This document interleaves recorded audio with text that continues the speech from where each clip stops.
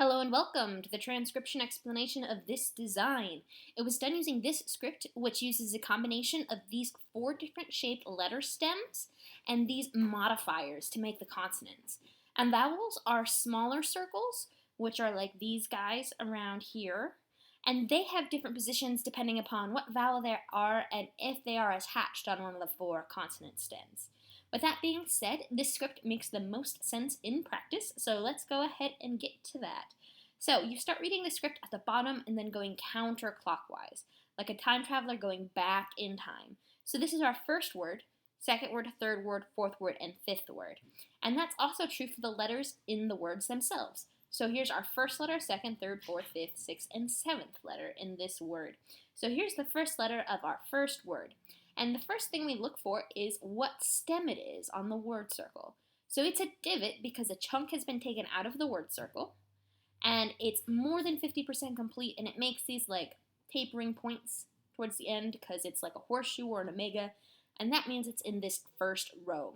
So this first row, and then we count the modifiers, which there are no dots by it, but there are lines that end on it, and lines can be straight, or they can be curvy, they can be thin, they can be thick, whatever, so long as they end on this stem, they count. 1, 2, 3 lines end on the stem. And even though this is just one line here, it counts twice because it ends here and it ends here. It's about where the line ends on the stem. Because a line passing through a stem does not count. So this doesn't count here, but it counts here. Anyway, 1, 2, 3 on a deep divot is the letter F. Then our next letter is a vowel, and it's inside the word circle, so we'll check here. And that is the letter O because it's inside the word circle. And then our next letter is here. This is another divot stem taken out of our word circle, and it has 3 dots. So 3 dots, shallow divot is an R.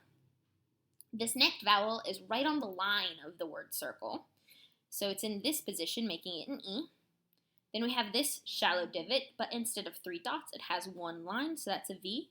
Here's another E, just like that one, and then we have another R with 1, 2, 3 dots, just like this R with 3 dots. So forever is our first word. Our next word here starts at the bottom here. This is a circle on the line of the word circle, so we're looking at this row because we have this stem. And there are no modifiers on it, so that's a TH. Then we have this shallow divot with 3 dots, which is another R, just like these two.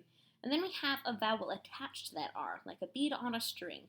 Because this vowel is on the letter stem, we're going to look at the letter stem itself, and we'll see that the vowel is in this position, which makes it an O.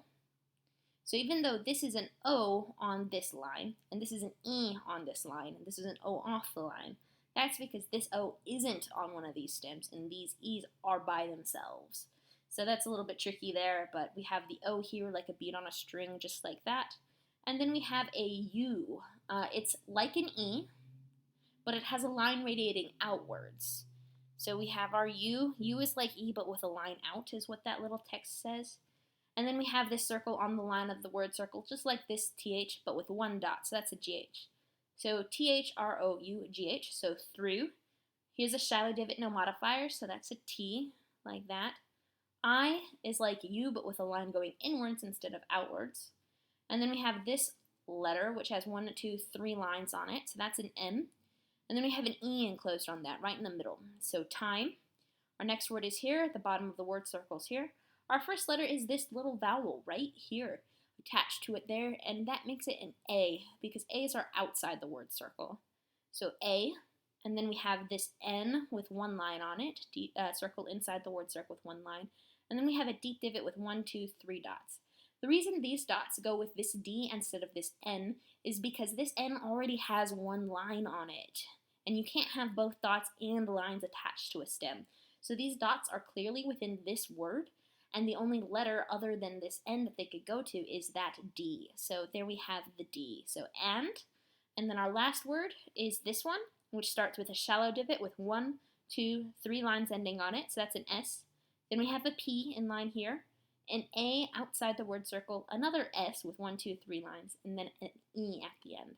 So this word is space, and even though the regular word space is spelled with the letter C for the second S sound, because that C goes S, you replace it with an S. This letter C is only to be used in proper nouns or acronyms, and that is why we swap it to an S or a K based on what sound the C makes. And that's why you'd spell circles in circles like Cirkles.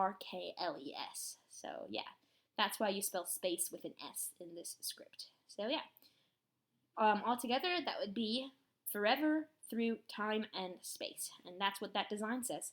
I hope you like it, and let me know if you have any questions. Bye.